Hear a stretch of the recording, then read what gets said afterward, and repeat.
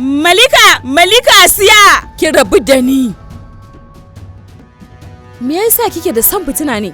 Kin kirawo shi da ɗanki, to me yasa kike gudunsa a lokacin da yake cikin wahala? Baki damu da shi ba a lokacin?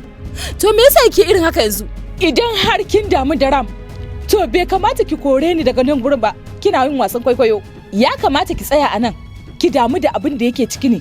Wannan mutumin da kike so ki raba ni da shi, shi ɗin mijina ne.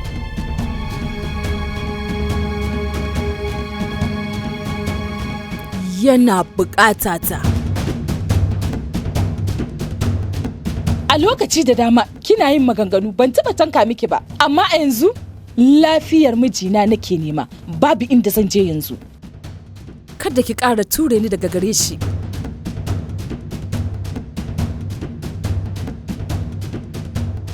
Saboda haka ki sani yanzu ba lokacin wasan kwaikwayo bane, kawai ki fita daga nan gurin.